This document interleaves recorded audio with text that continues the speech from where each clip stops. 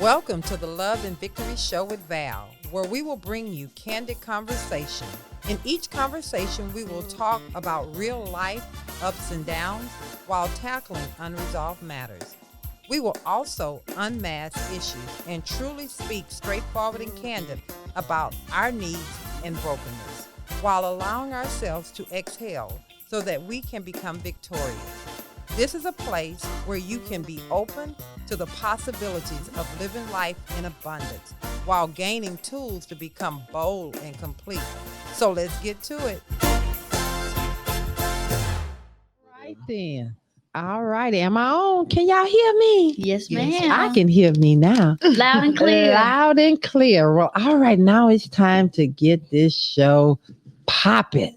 Before Abigail come with the acronym, I want to do a little introduction. I normally turn this over to Brother Carter, but I have someone in the house and outside of the house, but in the house that are so... Y'all see Brother Carter be just doing all kinds of stuff. Y'all know our show is live. We do... Okay. Well, there you go. You're on, baby. Okay, there you go. Okay. We just do what we do. This is just a true family. We just y'all see us You're as not we supposed are. to even react to me. You're supposed to just keep on it going moving. like you don't Baby, see it. how can I not react to you? And then y'all see here, Abigail sat up there and set it up so he can put them shades on again. So we just gonna ignore Brother Carter today with them shades, but you sure look nice in them. But anyway, I didn't get no feedback about my shirt though. I'm kind of upset with y'all out there. well, tell them again, they can't hear you. You thought you was the fave, huh? The favorite. They ain't gave you no love. Is that Versace? Am I right? Maybe more like Achi. I don't know what the verb part is. Okay. Well, I have someone so special in the house. Yes, she is Brother Carter's first cousin. She's more than my first cousin. Her daddy and my mama are twins. Yes. And so that makes her damn pertinent, my sister. You sure saying it right. But she is definitely special to me. And this relationship has blossomed to something so special over the years. Between her and Sean, they are probably, I love my in-laws, but they are probably the closest ones to me. And so having her come on the set this morning means everything to me personally. With that being said, wow, when Abigail and I were coming up with what the title of this show was going to be, you were truly, truly on my heart because I've known this journey, being in the relationship with Lawrence for 48 years. I've known your journey. I've looked from afar, as some would say vicariously from afar. And then my brother, JB, just knowing his journey. But without further ado, I introduce to some, present to others, Donna. And her last name is Payne, but let me tell you something. When you get to know her and you line this up with Pressure Make You Pop, her pain is not pain. That's right. Go ahead, tell the people about you and how did you get here? Well, my name is Mrs. Donna Marshall Payne, but I'm better known as Mrs. Donna. For those that know me, know kind of my story, but my story started so long ago, I don't know if this is the time that we're going to talk about that, but I have a story, and this will be my first time sharing my story. Yes. Actually. So thank you for having me, actually. We're looking forward to, because let me tell y'all something. Keep your ears to the microphone, because this story is one. Just like you guys tune in every first Saturday to hear JB, we got another one for you. And to my brother out there by way of the internet, the web, in the house, JB. He has his own way to come into. He's gonna introduce himself. He gonna introduce. All I have to just say is JB. Introduce yourself, JB. Good morning, everybody. Yeah. Go ahead. There. You right. there? I do have a new rap today. This one, I stepped up the complication a little bit. I'm trying to keep my game strong for you guys. Yes, because they love it. Due to limitations in technology, I had to pre-record it. So Abby's going to play the video for you of today's rap. We'll go ahead and do that. All righty then. All right. JB introducing himself.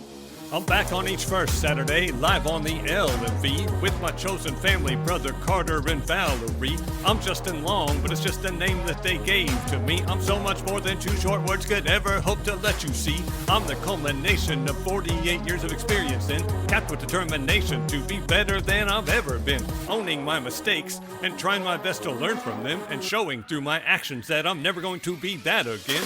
Drawing my value from other people's opinion of me was never going to get me to the place that I needed to be. Searching for requited love through a false identity left me alone in a world filled with pain and misery. Sex, money, fame couldn't fill the hole that was in my heart. I had to examine my feelings, learn to take them apart, walk through the pain of my past, put the horse before the cart, heal all the wounds of my childhood, give myself a brand new start. Learning to love myself has changed everything today. I'm no longer susceptible to the negative things you have to say. Cause my work was diligent, this PMA is here to stay. That's a positive mental attitude and it's a power play. I wrote a book to tell you how to do the things I've done. You can find it on my website at jboydlong.com.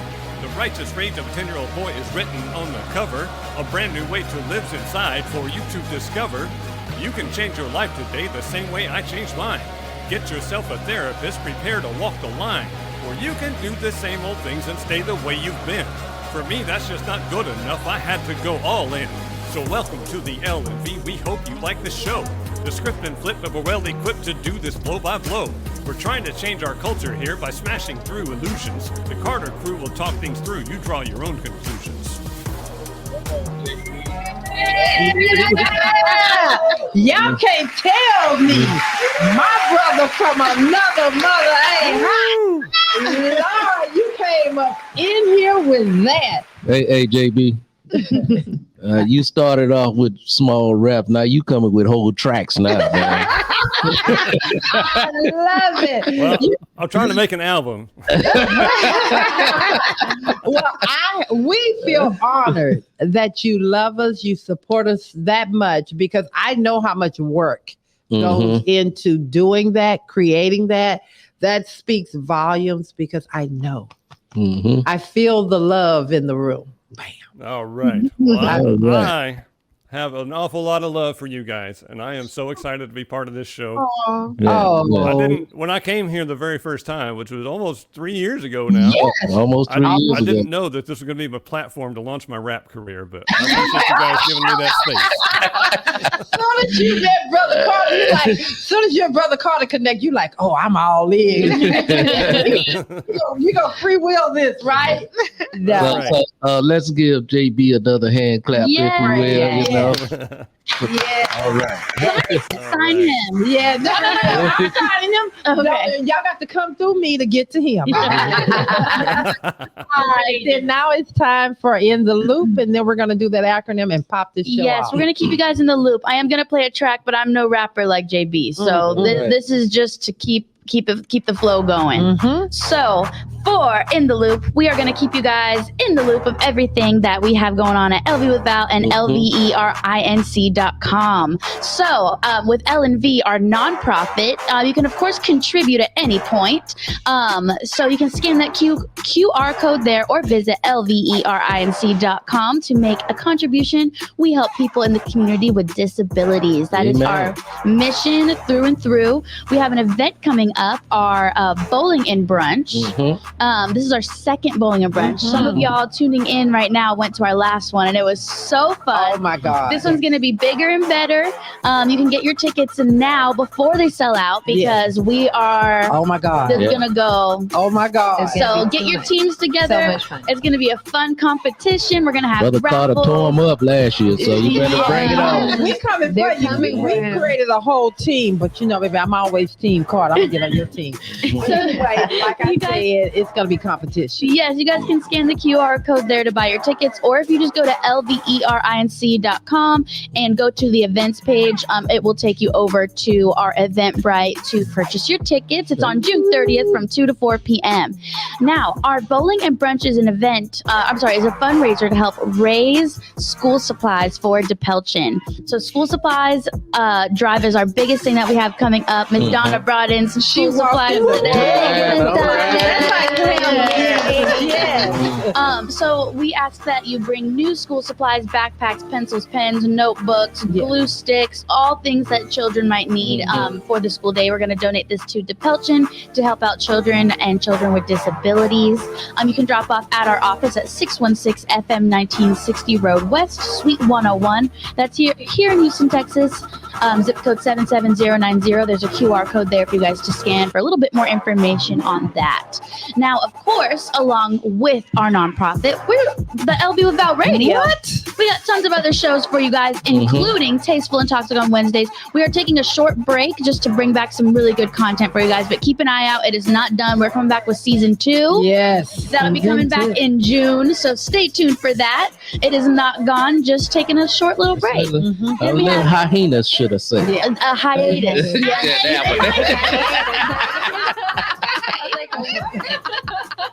We also have VK Career Conversation playing on LB Without Radio on the first Monday of every month at 8 a.m. Then, of course, we have Empower Hour with Miss Coach Anna. Coach Anna, your Empower On. Yes.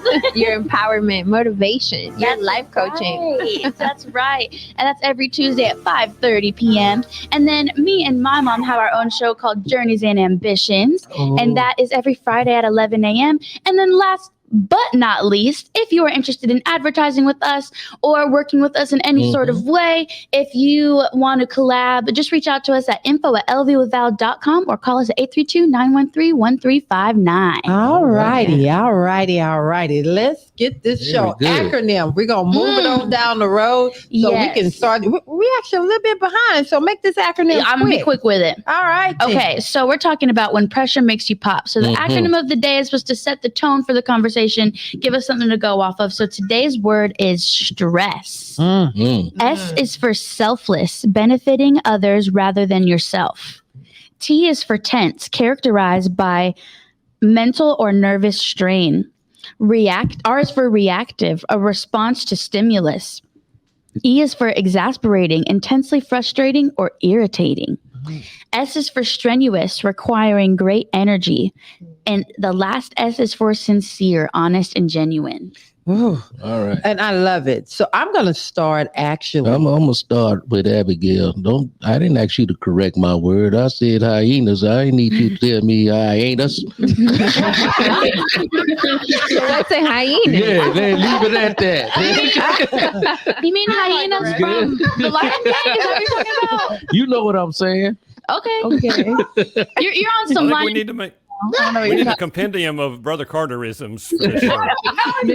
Yeah. You know what I started doing that Brother Card? Adding Nest to everything. Everything is Nest now. And I find myself doing, I'm like, I don't think that's a word, but it's a Brother Carter thing that I'm doing now. Your stressness. Your stressness is stressing me out. We're going to get this thing going. I love it. So I'm going to throw something out there so we can kind of get this going. And I want to go. Thriving this. Okay. Abigail, can you go back to the last S? Yes. In the acronym? Yes. The last S was for sincere, honest, and genuine. Okay. And that stood out to me the most because honestly, I have two people that know how to be vulnerable and know how to be completely honest.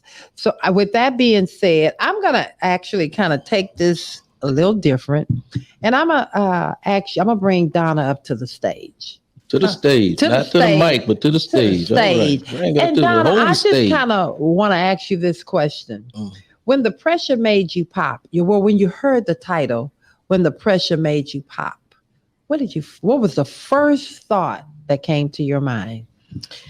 Well, pressure making me pop. Actually, I done exploded a few times. That's what came to my mind, to be honest with you. I thought it was very fitting Okay. Especially with my journey, even my more recent journey. But everyone has a past, everyone has a story. But when it comes to popping, my car can tell you better than anybody. Okay. Okay. So that bad boy got miles on it. That steering wheel be like, "Don't beat me today. Don't beat me today." Okay. So with that being said, I'm not gonna let you get away with it. I'm gonna ask you to dig a little bit deeper and give the people or the person that's out there needing to hear something about not where you're at now, not what you just recently came through. What pressure made you finally pop? So for me, I tell any young lady, woman out there, take your time before you get married. Take your time before you really even get into a serious relationship when you're that young. Yes. Because I don't care if you're 20, 25, 30, 35, you're still young. Yes. And I waited until I was 26, 27 maybe. But that's when I thought life was beginning for me. But that was really just a stepping stone. Yes. To get me to where I am today. So I did say I would be very transparent. I come from an abusive relationship, mentally, sometimes physically. I survived all of that. Yes. Some people stay in relationships for different reasons. For me, it was protection of my children. And I say children. Yeah, I gave birth to one, but I've raised 5. And a lot of people don't know that. Right. I took 2 in back in 2000, maybe 5, 6, when their mother passed. I took them in. And when I was married, before there were 2 children involved then, whom I still dearly love. It was his children. It's his children. But those are my babies. I don't care how old they are. They're your babies. They're my babies. Right. And I still have a very close relationship. Maybe not as close as I would like to because kind of the distance. But and the life. love. Life, baby. Life be life, sugar. But that relationship taught me a lot.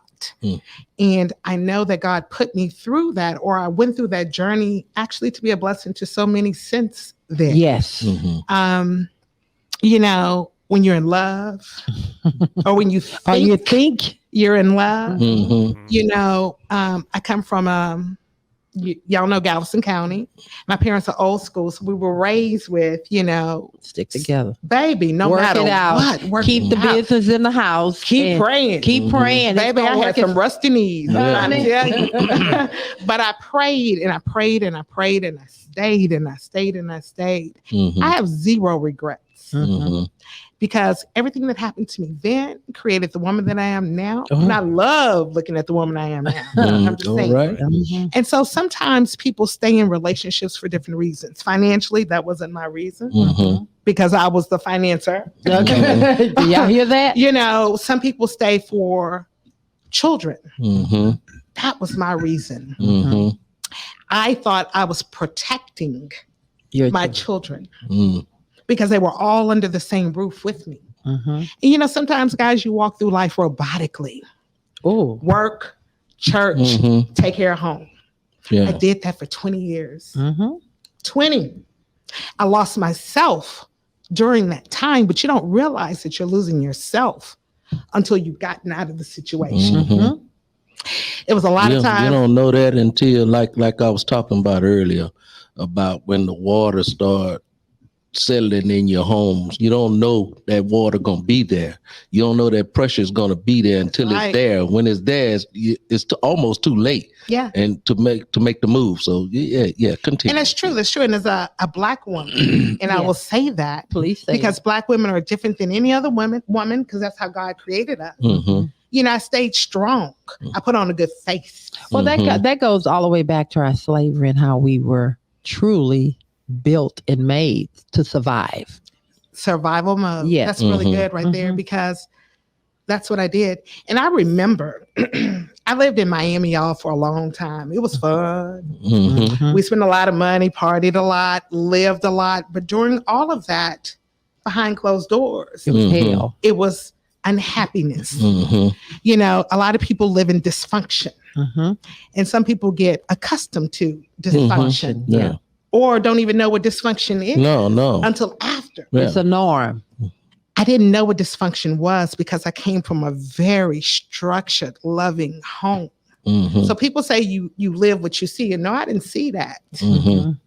I didn't see it at all. But somehow along the way, I lost myself, Yeah. You lose and that yourself, you lose your, you don't think you're good enough, Mm-hmm. and when you're told that, sometimes You it start sticks to believe it. You And lose that about yourself. Well, you know what? Right Mhm. there is where I want to put a pin. I'm going to come back to that. Now I'm going to flip this and watch this here, guys. JB, pressure make you pop. Take where Donna's at and try to mirror that to the young boy, the rage. And The can righteous rage. you give us a little something to that?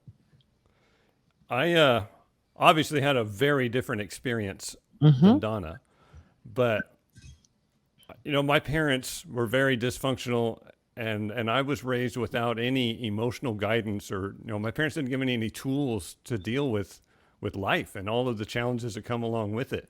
Mm-hmm. And I had a very, very low self-esteem. I didn't think that I was worthy of anything, that I was good enough for anything.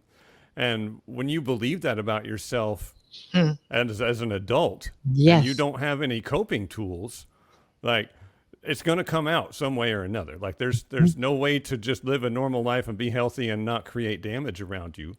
And I created an awful lot of damage. And the only coping tools that I had were what I found in alcohol and cigarettes and sex, things that made me feel better about myself for a minute. Mm-hmm. And all of those things come with damage to the people around us, right? Yes. So I didn't. It didn't take anything for me to pop under pressure, because I was always at a 9, and when the scale gets to 10, then I explode. But 9 was about the best I could ever get it down, because I didn't have any tools. I didn't know how to deal with the way that I felt. Wow. And it wasn't until I was in my late 30s, getting into my 40s in therapy, that I started even understanding my emotions and knowing that it's okay to feel the way that I feel, and there are healthy outlets and ways to process that stuff, and then to even become self-aware enough to understand what's actually going on that's making me feel the way that I feel. Like, I can usually self-examine when I'm upset about something and find that there is a false negative self-belief at the root of that, and then I can get some clarity on what's actually happening in that situation. But when I'm insecure and I don't feel good enough about myself, everything that comes at me is an attack, and I respond to that with violence. Whether it's physical violence or violence with my words, I am going to try to make you feel bad so that I can feel good in that moment.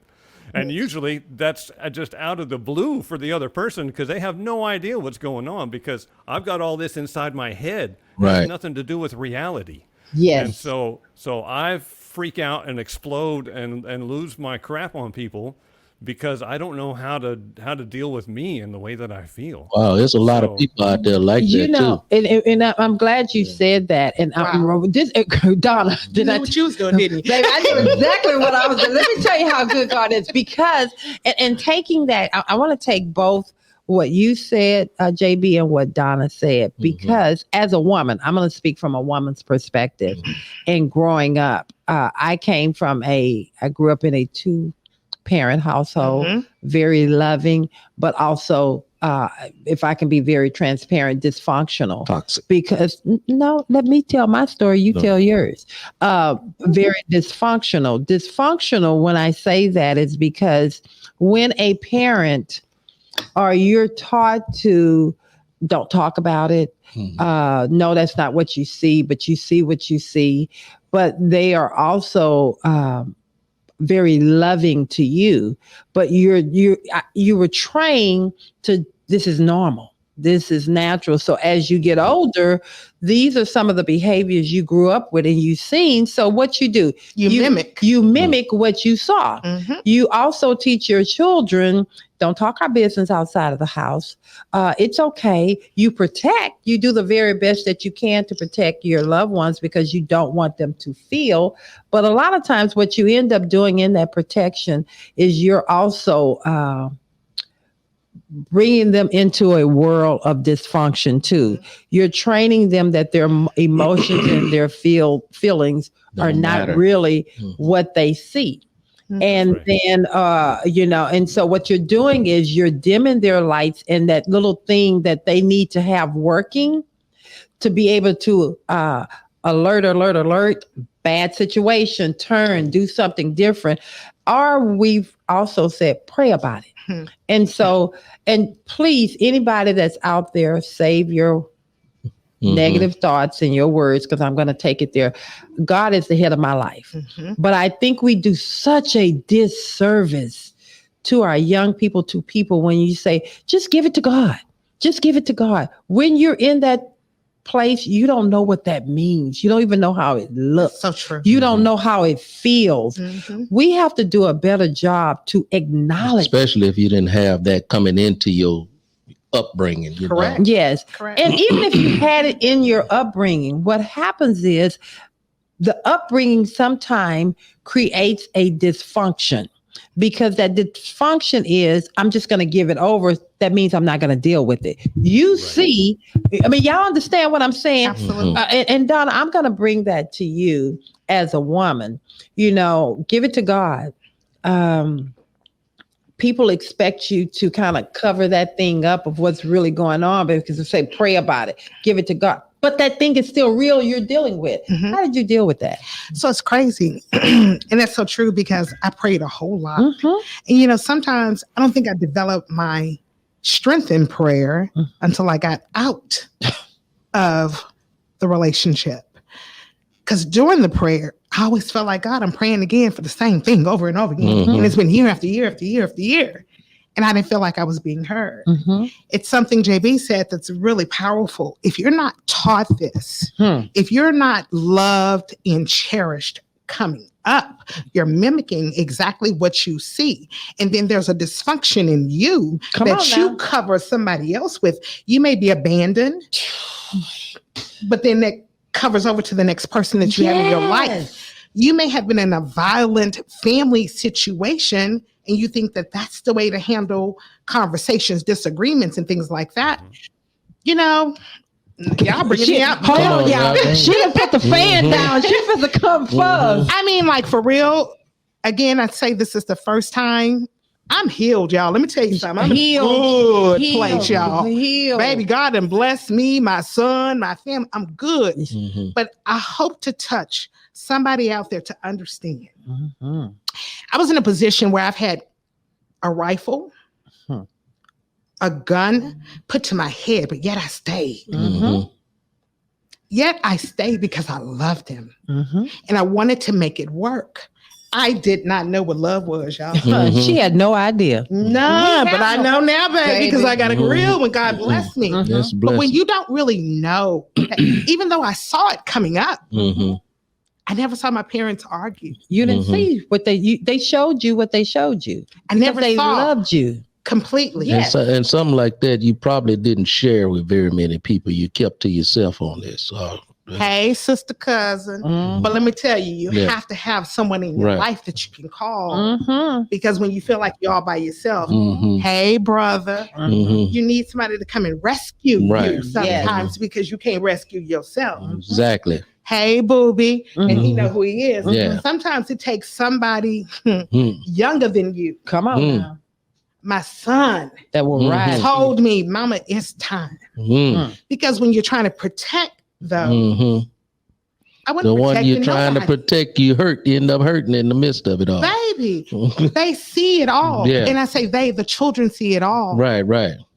But then when I left, y'all, it's a different thing. You have to get out of, if it feels wrong, if someone is making you cry more than they're making you laugh, check yourself, check your circle. Before you wreck yourself. Come on, and that's now. real. But I have no regrets. I mean, none. I have no animosity. I'm in a really good space because even though it affected my son is shining, y'all. When you see your children come out of the darkness because it affects them more than you know. Right. It really does. Because we went through a very dark area, me and my child. But baby, you can't tell me nothing about what God is doing in my child's life now, because he's like, Mom, me and God was talking. Yeah. You know, so it makes me feel good. Oh to yeah, know. that warm your heart up when you hear your child talking Completely. about it. Baby, With that being said, I love that because our actions are a direct reflection, and our responses to situations are a direct reflection to the very people we're trying to protect. absolutely. And so you have to make a conscious decision. And I'm going to talk to JB on here. You have to make a conscious decision to choose you so that you can choose them. JB, let's talk about when you finally decided, and I don't want to always keep bringing up your childhood because you're an adult. And I know that even in the adulting, even in the 40s, going into the 50, you still, that little boy reactions to things still came up and still comes up because it just was innately a part of who you are. It's almost like the fabric, almost like the thread that's behind you on the screen. It's all woven into who you are. So if you can tell us about that and how you deal with that when that rage come up in you, because it's still there. It's still there. You know, we're at any point in our life, we're a culmination of all of our experiences. Yes. Right? So when the past and all that negativity is such a big part of the whole, it's always gonna come up. And I think that growth and overcoming that stuff, it doesn't go away. You just learn to recognize it and how to override that stuff. There you go. But it's so easy for us to confuse love with acceptance or with security. And by security, I don't mean safety, but security means this is my space. This is where I'm plugged in. I know who's around me. I know what to expect, right? I didn't experience real love until I was 38 years old when I met Erica. And I had no idea that I didn't know what love was. I was in a relationship for 11 years with somebody that gave me acceptance and security. And it was not a healthy relationship. We fought all the time. I was a mess because I hadn't dealt with any of my crap from my childhood.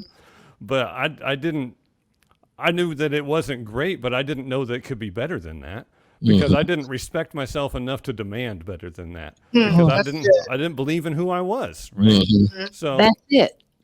Get that process of me going from hating myself and believing that I deserve to have life take a dump on me to learning how to abandon those tools that I had used that weren't working anymore, which for me was alcohol and drugs, that smoking, like all the things that I used to try to find a chemical balance in me so I could be okay. That stopped working. And I had to either choose to give up or to find something different. And I hate that as human beings, we always have to get to the point where it's a breaking point, but that seems to be the way we're wired, right? We're going to go until we cannot go anymore, and then we change direction. I think for me, and again, this conversation, Donna, is just jump in, go where you got to go, but I'm going to put myself out there.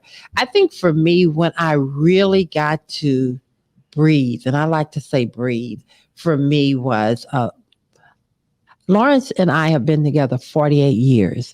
I grew with him. He grew with me. And we both had our children grew up with us as well. Yes. And we both came from our own family dysfunction. And so he brought to the relationship his, and I brought to mine, and we learned to cope. But I want to say for myself, when I really, really, I've always loved, I always knew that this was my soulmate. I knew we were going to be together. But I can say for myself, and I'm saying it here openly, in my aha moment, my real connection with my husband was when he finally threw the gauntlet down for me and said to the people that this mine, and what you ain't going to do is disrespect. So he gave a glimmer to our wedding day to my father, which was my father was the biggest man in my life. He was an excellent father, but he was a horrible husband. And he loved us, but he was dysfunctional from his own brokenness. And so that spilled over, and my mother learned how to just protect us at the best she could. And then I grew up with the same thing. And I know I'm talking to someone out there. And I told you the Love and Victory show is about healing and growing and really being honest. And so I grew up with that same thing of, if I just keep my kids close to me, even though I see signs of the same thing I grew up with, I'm going to protect them. And my only way to protect them is, I thought, I'm not going to let that happen to me. Well, I let the same thing happen to me, just in a different way. But the day that my husband, this man that's sitting next to me, understood that I had a voice, because I couldn't shut up anymore. I was defending me, and I was choosing what rooms I was going to walk in, sit in, talk in, or be a part of. He understood at that point.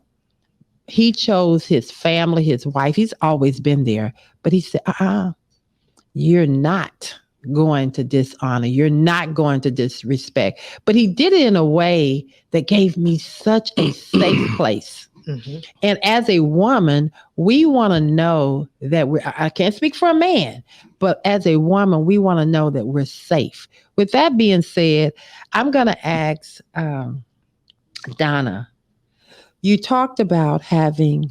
Let me jump in real quick. Okay. I've been kind of silent here. Okay. Well, come on, baby. So, as a young lad growing up in a small community of family, which we had in Galveston, we was always together. We was always around each other, and and when you have a relationship built like that. As a young lad, you have such a level of respect and honor for your elders, for the people that are before you. And you almost feel like you can't say anything to them when they're being disrespectful, wrong about what wrong about what they're saying. And it's very easy to look at you and see that you was the one wrong, because you fussing at me about them being who they are. They've been this way all my life. That's all I know them to be. And so it took time for me to understand that, yes, you matter. You matter in the midst of everything, and your feelings are valid. And it took me a while to understand that. And for somebody that's out there in a situation like that, you have a overbearing mother, should I say, or grandmother, whatever the case may be out there.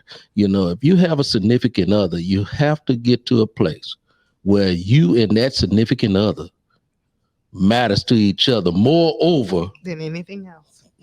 Amen. Amen. And that part, it wasn't to throw anything at anybody, because I love my family, but there is someone that needs to understand that you matter, and your childhood experiences formed you into that passive individual. And in my case, and I'm not afraid to say who I am, and it made me a passive individual to the family, because this is my family. That's who I know them to be, until I grew up and say, you know what? I'm tired of going home arguing with this woman. Yes. And so you have to grow up, at some point in your life, and even though you love your parents and you respect your parents, you can still chastise them without being disrespectful. Yes. Absolutely. Yes. You know what I'm saying? I love what you're saying. Okay. But going back to the weave, and it's so funny, JB, you put that image up and it keeps poking out at me. And the reason it's poking out at me so much today, and I really want people to kind of focus on that, all of those hills, valleys, and all of those things that you went through in life really made you into the person you are today. You talking about that yarn ball behind him? Yes. So that thing right there is who we are. Yeah. And when you start to really own who you are, every string that's there, every piece of dysfunction that's there, every great piece that's there, didn't matter. It really makes you really appreciate the person that God has developed you into being. Absolutely. So with that being said, Donna has another powerful moment, and I can't push this show forward without getting there. Donna, let them know how life lifed you again and how you survived that. So November of 2022, I woke up to the news of having cancer. Not just any cancer. It's a rare cancer. It is called triple negative breast cancer. I didn't know nothing about it. Let me ask a question on that note. Because, when life throw you a curveball sometime and you initially get that information, what does that look like? How does that feel?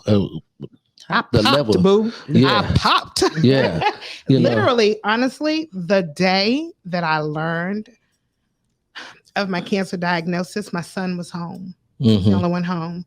And how I learned was the wrong way to learn about getting anything. It wasn't from my doctors or anything. It was from the mammogram place telling me, oh, you haven't talked to your doctors? I'm like, no.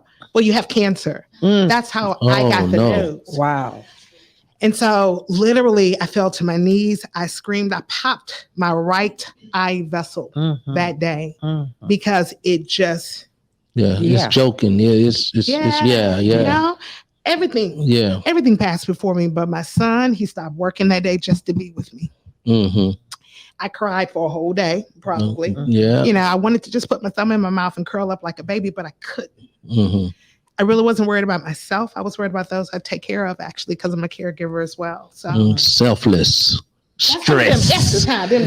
Stress. Yes. Yeah. It was a lot, y'all, and it happened so fast. Yeah. But, here I am 16 months later. I rang the bell about 4 or 5 months ago. Come on, God. But God, yes. During that process, y'all, one of the hardest things was losing my hair. I had hair down my back, but I was leaving trails as I walked with hair. It was just falling out. But my husband and my son was there with me every day. Those were my rocks. Yeah. They actually kept me grounded. Yeah. But then I also have my wonderful family, my village, my colleagues, everyone really. Yeah. Now, let me ask you this. Let me ask you something on that note. How long did it take after hearing the news like that, hearing the C word? That's got to be a level of time go by before you can even accept it to even start working on getting it fixed. I didn't have time. Literally, I went to the doctor like on a Thursday. I was in surgery the next week getting a port put in because of the rarity and the severeness of the type of cancer that I have. There was no waiting.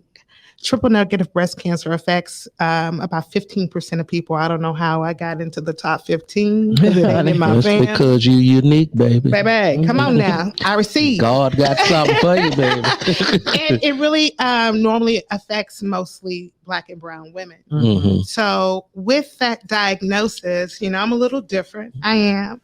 I kept serving, y'all, because of what I do out in the community. I kept serving, but that's what kept me going. There were some moments because chemo is no one's friend. Chemo like to took me out. Honestly, they had to cut my treatment. They had to stop it.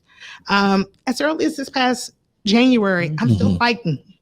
Still fighting. And I went for my first follow-up a couple of weeks ago. They found something. Okay. So when I tell you, you have to have your hand in God's hand at all times, because this journey ain't easy, right? But it's worth it. Yeah, it's worth it. And so for somebody that's out there that may have heard some news like that in their life, I think that a lot of people will clam up and just probably just go into isolation. And and it's like a lot of people that you hear the word, they say they have cancer not long before they pass away because, like you said, they just give up. So could you shine some kind of light on not that portion of not giving up, and that, look at Donna. She's standing strong right now. She was right there. And it wasn't easy, and it still isn't easy because I still have 5 years every 3 to 4 months to go back and roll the dice to make sure it didn't come back. That's how severe this type of cancer. So your mindset is the most important thing. Your village, Some people say, I don't need nobody. Yes, you do. Yes, you do. Yeah. You do. I'm a very strong, independent woman, but I got weak. I got tired. I had my moments. Well, we got some people out here that have some questions and some comments. And, I know, guys, I'm going to ask that you guys, please, thank you for your patience and bearing with us. The show kind of got going and it just kept going. So we want your comments. We want your questions. And we're going to try to do our best before we have to wrap this thing up. Come on with it, guys. Well, we got a little light relief from Jared on Facebook. He said, being under pressure from work brings out my inner animal, and that is a koala. Okay. All right. Thank you for that. Let's do John Neville's. He's asking, don't you think guys being under pressure makes you stronger? Absolutely. Actually, it defines who you are. You just got to stay in there. It's kind of like putting something on the fire. Absolutely. The way it goes in is not the way it come out. I can't quit. It's not even in my vocabulary. There you go. All righty. And then we have another question. I like Amy's question. Yeah, Amy's question. She's saying, have you ever felt like you might be the reason for someone else's pressure? Yes. Yes. And I'm going to let JB take that, and then Donna, and then I'm going to come back and respond to that too. Or Brother Carter, go ahead. I have definitely been the cause of somebody else's pressure. The first long-term relationship that I was in, I was 23 when I got into that, and I was just coming off of a childhood filled with trauma and misunderstandings about who I am and that negative self-opinion. And I absolutely took that out on my significant other. And she put up with a whole lot of crap from me. And when I met her, she was an occasional drinker.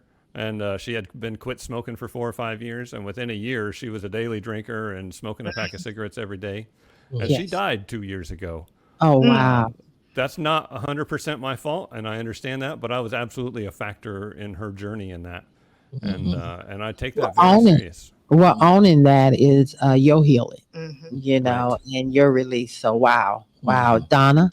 Yeah, I think I have. I don't think I know. I feel like I have, with all of the health issues, when you're going through such a time as cancer, like I said, I didn't really worry about myself. I worried about those that I care for. So that pressure that they felt of my illness or watching me go through that's hard. Right. It's really hard to watch, but yeah, definitely. Yeah. And you never know the things that we go through in life can be a liability to other people outside of us. Absolutely. And we don't see the pressure being put on people outside of ourselves sometimes because we still consumed with our own issues. And so we're not even looking at the person sitting next to me or to the left or to the right, what they might be going, and because they feeling helpless and can't help you in this situation. And so we have to, although when we have liabilities in life, people that love us are going to consume those liabilities that we have. And I'm calling them liabilities. I love you bringing that up, because one of the things when I'm under pressure, I have a tendency to at times, depending, can you let me tell my story? I didn't know the mic was on. Okay, yeah. I sometimes when I'm under pressure, I have a tendency to, depending on how high that pressure level is to just explode, because I try to manage it. And again, guys, it's a work in progress. Remember, that weave that's behind JB is truly who we are. And so I have a tendency, when that pressure is so heavy, I try to manage it and I'm managing it to the best of my own dysfunction and sometimes my function. And so when it gets to a place that is like it's unmanageable, that means that those little things are popping, one at a time. And then someone comes to me, you maybe some other situation in life, our children, grandkids, whatever, and that pressure just pops. One of the things that I think is so important is to, in that situation when you're interacting with someone, is just to listen. Don't give advice. Listen, to just allow that person to get it out. It's not about fixing. It's not about them saying they need you to do something. Sometimes what a person that is under pressure, just need an ear. They just need an ear. So I'm going to advocate for those pressure popping people to have someone that they can just let it out. Yeah. Don't try to fix it. No judgment. No judgment. Come on, Donna. You got to do like JB said. You need a therapist. You need somebody to talk to. Well, everyday people sometimes are not necessarily the person, the peoples that you can just talk to. I don't like to go there because here's the thing that I think when we go there, that goes right back into that thing of the dysfunction of how we were raised. Right. When a person tell you what they need, you have to acknowledge what that person needs, and you can't put it to what you think they need. You have, if that person says to you, I just need to get it out, or I just need to breathe, let them breathe. Okay. Allow them. And let me ask you this.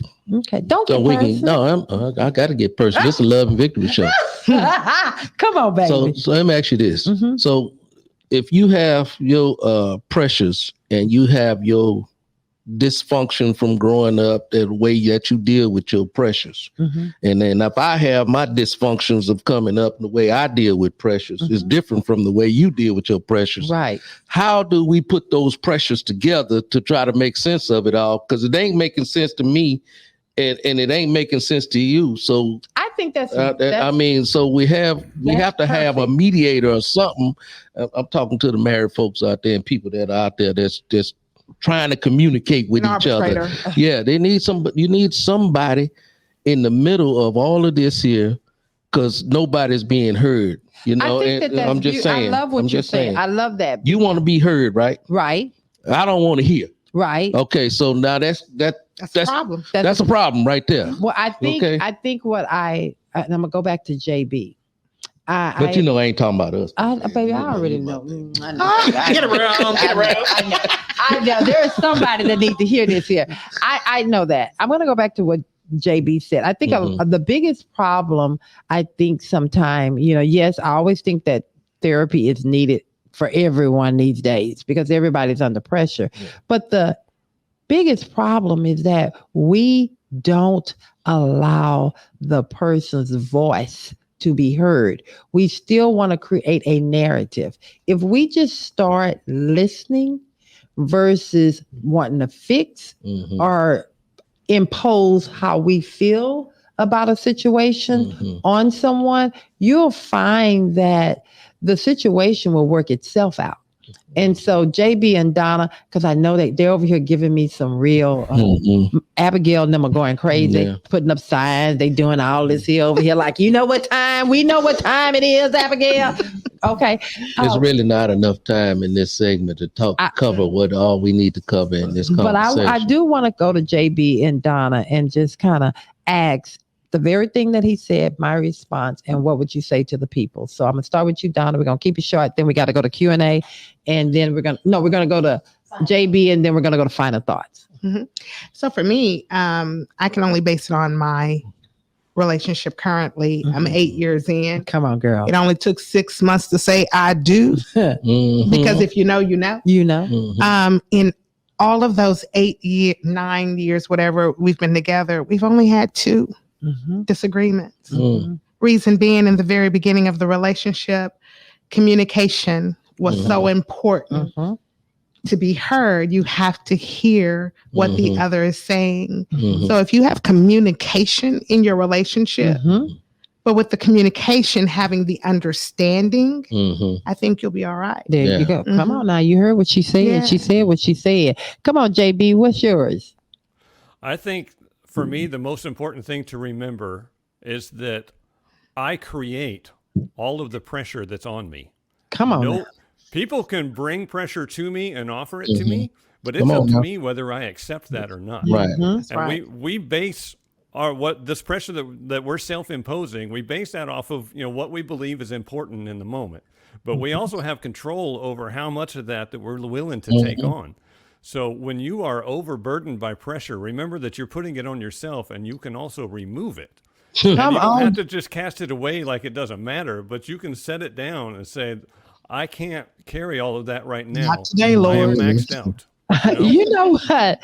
Let me tell you. That's some free therapy for you. Let me tell ya. We never end this show without being honest, giving therapy. But I have to flip the mic over and the camera over because Abigail was about to go cray because she couldn't get her part in. Let's go. Give me your little thought on the pressure make you pop in this show. Yeah, I'm definitely the type of person that puts a lot of pressure on myself.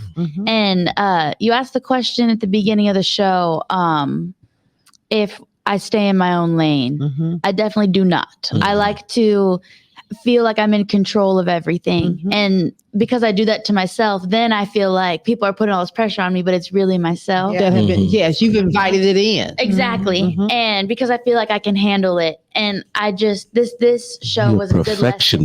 I am a perfectionist. And this show was a good lesson to me that like, I don't need to do that all the time because there is a breaking point. Everyone has a breaking point. Anything could happen to me or to someone I love that can like be that straw that breaks the camel's back. Right. So this is definitely y'all tell me to cut the crap again. For real. All right. Well, we're going to get to some of this Q&A. We're going to kind of, we're done with Q&A, but we're going to actually go to final, Anna, and then final thoughts. Well, pressure again, just like Justin said, we put it on ourselves. I think that's big part of why I was with that ex-boyfriend. I was putting pressure on myself to make the relationship work. But then I'm going to go back to what you said about when you pray about it. It's not that you're supposed to keep praying about it, is that God is showing you signs when you pray about this. I have a quick story about that. When I was praying about this, every time that I prayed, he would act up. He would act up. And I'm like, okay. And I kept seeing and then as soon as like I kept praying and my mom was praying it too, and it all ended up again. He broke up with me. He said it's and I'm like, okay, that's the sign for me to keep going, you know. And then there was another time I was messing around with another fool, but I prayed about it. Right? I prayed about it. Okay. And so I prayed about it because I was like, I don't want him anymore. I don't want him in my life. And he was the one always coming back. I'm like, I don't want him. I don't want to do this. And my sister told me, let's go to the mall. I'm like, okay, let's go to the mall. We go visit one of my best friends at the mall. She was working at Nike. And guess who I see in line at Nike? With a girlfriend. That's that guy. Exactly. That's the sign. So if you are praying about something, watch and look for those signs because they're in your present moment. They're in your life. Don't ignore them because they're going to cost you. They're going to make you get out of your lane. They're going to make you get yourself under that pressure. Lord. See, the problem is with too many of us, God give us signs and tell us things to do. Close our eyes. Don't even look at it. No, that ain't what you're telling me. That's not what I was looking at. Man, I'm going to try it this way. We're going to go ahead and go to final thoughts from JB, since JB is out of the house. But he's in the house, and then we're going to end. We're going to come with Donna, and then we're going to go Brother Carter, and then I'm going to wrap this show up. I think,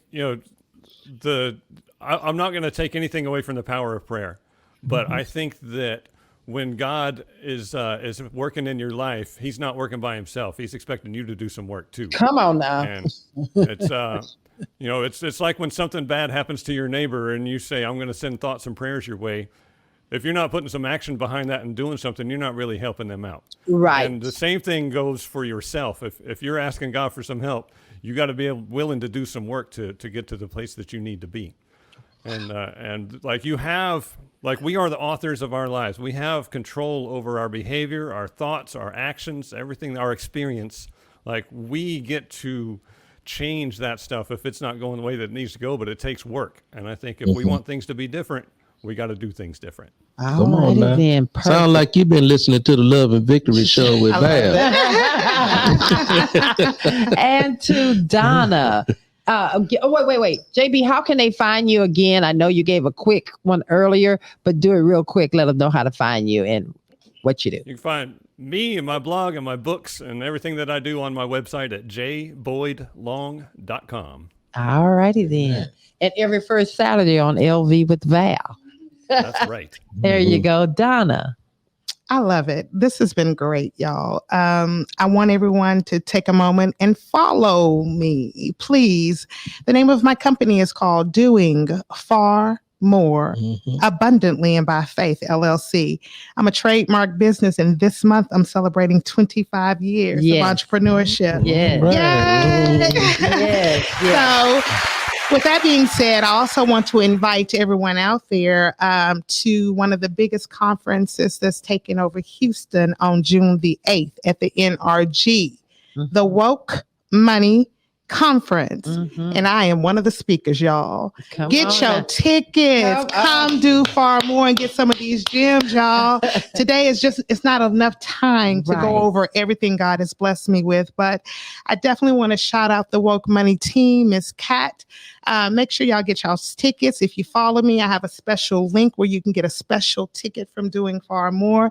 And we're giving away $1,000, y'all. So if y'all need a little change in your pocket, follow Doing Far More and you'll see exactly how to win $1,000. And Doing Far More right there. Yes. What has been your experience, your first time experience on LV with Val? LV with Val is off the chain, y'all. I feel like I'm sitting on the back porch in the lounge at the house, y'all. This was really awesome. Anytime that I have the opportunity to use my voice.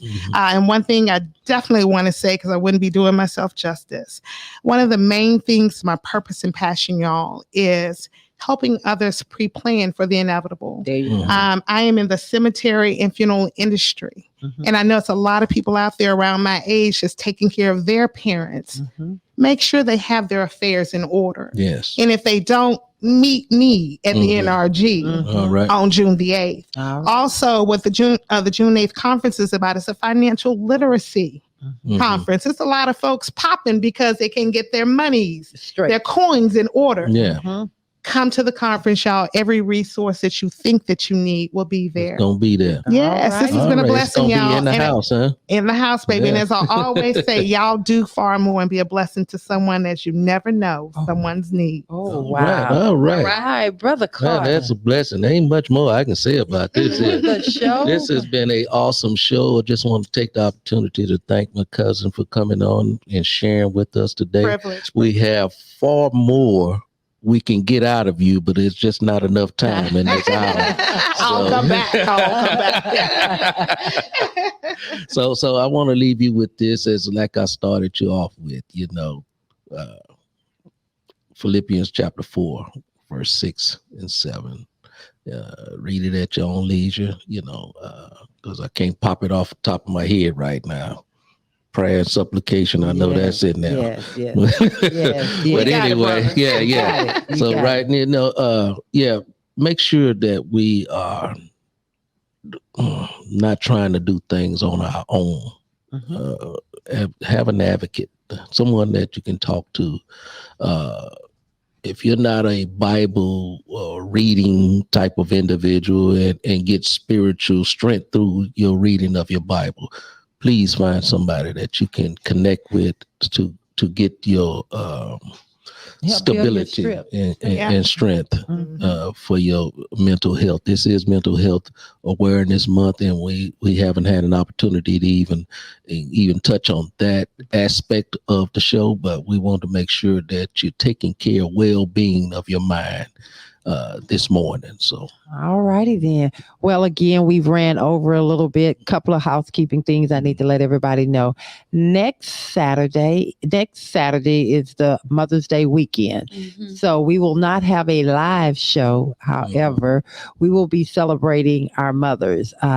Celebrate your mother. Celebrate if you're a mother. Let's show some love. We will have a stream up, but we won't be live. I also want to say to every person out there. We thank you. We thank you. We thank you. I thank everyone that came out last Wednesday for the live show, and then to the panelists that showed up for our live show, Stephanie and Tiara. You guys are amazing. To our MC, Taylor Rowe, you knocked it out the park. We love you guys, and until next time, see you then.